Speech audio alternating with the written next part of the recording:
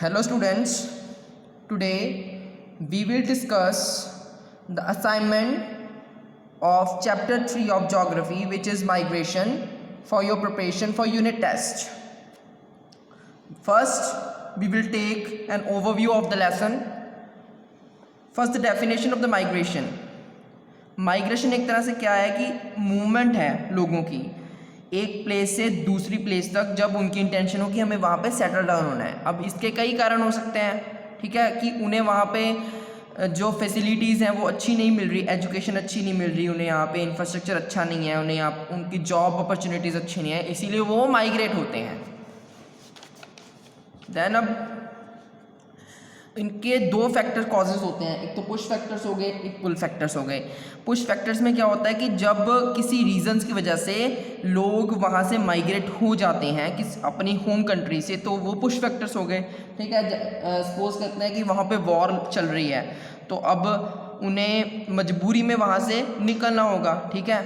यहाँ किसी प्लेस पे नेचुरल और मैन मेड डिज़ास्टर हो गया, ठीक है, तो वो उनको वहाँ से निकलना होगा, वो वहाँ पर नहीं रह सकते। इसीलिए एक तरह से जो फैक्टर्स उन्हें पुश करते हैं कि आप यहाँ से चले जाओ, तो वो पुश फैक्टर्स हो गए। देन पुल फैक्टर्स आ गए। पुल फैक्टर्स होते हैं कि जो लोगों को अट्रैक्ट करें अपनी तरफ कि आप हमारी कंट्री में सेटल डाउन हो जाइए, तो वो हो गए पुल फैक्टर्स, ठीक है। जैसे कि बेटर इकोनॉमिक अपॉर्चुनिटीज़ और जॉब अपॉर्चुनिटीज़ अच्छी मिल रही है लोगों को, तो लोग वहाँ पे जाएंगे, ठीक है। वहाँ का एनवायरनमेंट अच्छा है, तो लोग वहाँ पे सेटल डाउन हो जाएंगे, ठीक है। वहाँ की कंडीशंस कैसी है, कंडीशन के बेस पे लोग वहाँ पे सेटल डाउन होंगे।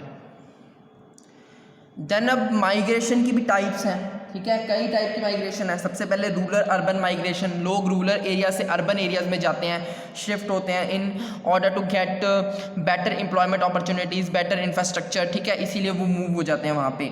तो सेकंड अर्बन माइग्रेशन मतलब कि जब लोग सैटेलाइट सिटीज़ से स्मार्ट सिटीज़ में मूव इन हो जाए, या स्मार्ट सिटीज़ से सैटेलाइट सिटीज़ में मूव इन हो जाए, तो वो होती है अर्बन माइग्रेशन, ठीक है। देन आती है temporary and permanent migration. Temporary permanent migration मतलब कि जब लोगों की इंटेंशन ना हो वहाँ पे रहने की, तो मतलब कि वहाँ पे सिर्फ वो स्टडी करने के लिए गए या थोड़ी देर वर्क करने के लिए गए, तो वो टेम्परेरी माइग्रेशन हो गया। परमानेंट माइग्रेशन जब लोगों की इंटेंशन हो कि हमें वहाँ पे सेटल डाउन होना है किसी और जगह पे, तो वो परमानेंट माइग्रेशन हो गया, ठीक है।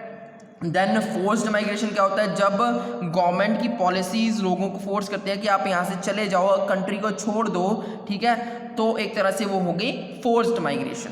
देन आती है इंटरनल और international migration. Internal international migration होगी जब जैसे कोई आदमी है, कोई पर्सन है, वो एक स्टेट से दूसरी स्टेट में जा रहा है, तो वो होगी इंटरनल माइग्रेशन, ठीक है, क्योंकि वो एक कंट्री के एक पार्ट से दूसरे पार्ट में सेटल हुआ है। अगर वो किसी एक कंट्री से दूसरी कंट्री में जाएगा, तो वो होगा इंटरनेशनल माइग्रेशन, ठीक है।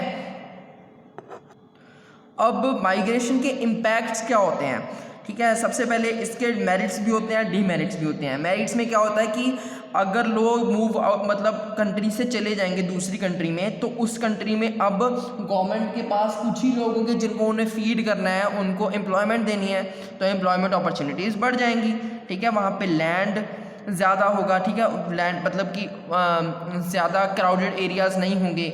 उसके बाद नेचुरल रिसोर्सेज को अच्छे से यूज़ कर सकते हैं अगर वहाँ पे पॉपुलेशन कम होगी, ठीक है, और जॉब अपॉर्चुनिटीज़ अच्छी होंगी, ठीक है। लास्ट में कि फ़ॉरेन से भी लोग अपने घर में इंडिया में मनी भेजेंगे, तो एक तरह से वो भी हमारे इंडिया के लिए फ़ायदा है। देन डीमेरिट्स क्या होते हैं, डीमेरिट्स होते हैं कि हम अपनी यंग पॉपुलेशन को खो देते हैं उस टाइम पे, ठीक है, जो हमारे देश को डेवलप कर सकती थी, ठीक है। उसके बाद कई स्किल्ड और टैलेंटेड वर्कर्स इंडिया से वहाँ पे हो जाते हैं मूव अदर कंट्रीज़ में, क्योंकि उनको यहाँ पे अच्छी एम्प्लॉयमेंट नहीं मिल पाती, उनको अच्छे पैसे नहीं मिल पाते, इसीलिए वो वहाँ पे मूव आउट मतलब यहाँ से चले जाते हैं, माइग्रेट हो जाते हैं, ठीक है। उसके बाद जो बड़ी बड़ी फैमिलीज़ होती हैं वो टूट जाती हैं, मतलब कि फैमिलीज़ में दरार मतलब इतनी बड़ी फैमिली को वो नहीं संभाल सकते, इसीलिए वो माइग्रेट हो जाते हैं, तो एक तरह से फैमिली टूट जाती है। देन लास्ट में कि जब यंग पीपल छोड़ के जाते हैं अपनी कंट्री को, तो पीछे एल्डर्स को संभालना बहुत मुश्किल हो जाता है गवर्नमेंट के लिए। Now we will start with our assignment. First, fill in the blanks. Immigrants are people coming into a country from other countries. तो जो इमिग्रेंट्स होते हैं, जब एक कंट्री में किसी और कंट्री से बंदे आते हैं, पर्सन आते हैं, तो उनको हम क्या बोलते हैं, immigrants. When people migrate seeking a better lifestyle or proximity to family and friends, it is social migration। जब लोग अपनी फैमिली को बेटर लाइफस्टाइल देने के लिए, बेटर लाइफस्टाइल पाने के लिए जब वो माइग्रेट होते हैं, तो उसको हम क्या बोलते हैं, social migration. A refugee is a person who has been forced to leave his or home and is seeking a new place to settle down। refugee क्या होता है, एक ऐसा पर्सन जिसको फोर्स किया हो कि वो अपने होम को छोड़ के कहीं और जगह पे सेटल डाउन हो जाए। जैसे आप अगर आप एग्जांपल लें कि आप रिफ्यूजी हो, तो आपको फोर्स किया जाएगा कि आप अपना घर छोड़ दो और कहीं और पे सेटल डाउन हो जाओ। Then war and persecution are political causes of migration. अब वॉर की वजह से लोग जब माइग्रेट होंगे तो उसको हम क्या बोलेंगे, पॉलिटिकल कॉजेज। वो पॉलिटिकल कॉजेज की वजह से माइग्रेट हो रहे हैं। Then natural disasters are environmental causes of migration. जब कोई भी डिजास्टर आएगा तो एक तरह से वो एनवायरमेंटल होगा। मतलब अगर नेचुरल डिजास्टर आएगा, मैन मेड डिजास्टर एनवायरमेंटल में नहीं आएगा। अब नेचुरल डिजास्टर्स की वजह से जब माइग्रेट होते हैं तो वो होते हैं एनवायरमेंटल कॉजेज। ठीक है। Then match the following. Immigrants, people moving into a country with the intention of settling down. जब लोग किसी और कंट्री में मूव इन करते हैं, उनका इंटेंशन होता है सेटलिंग डाउन का, तो वो होते हैं इमिग्रेंट्स। ठीक है। Then push factors, reasons in their home country that encourage people to leave. ऐसे रीजन जो लोगों को एनकरेज करते हैं कि आप अपनी होम कंट्री को छोड़ दो। Economic causes, when people migrate to find work और better career opportunities than they had in their home countries. जब लोग better career opportunities, better job opportunities ढूंढने के लिए माइग्रेट होते हैं, अब जो उनको अपनी कंट्रीज़ में नहीं मिल पाए, तो वो होते हैं economic causes. Then forced migration, people living a country due to government intervention. मतलब कि जब गवर्नमेंट उन्हें फोर्स करती है कि आप छोड़ दो, तो वो हो गई forced migration. Emigrants, people who leave their home country to move elsewhere. जब लोग अपनी कंट्री को छोड़ते हैं कहीं और शिफ्ट होने के लिए, मूव होने के लिए, तो वो होते हैं emigrants. Now we will discuss one word answers. First, what is immigration? Immigration refers to the movement of people into a country from other locations. जब किसी एक कंट्री में कई लोकेशन से बंदे आए तो वो होते हैं इमिग्रेशन। जैसे यूएसए में अदर कंट्री से बंदे सेटल हो रहे हैं, तो वो हो गई इमिग्रेशन। ठीक है। तो जो पीपल मूव होते हैं वो उनको बोलते हैं इमिग्रेंट्स।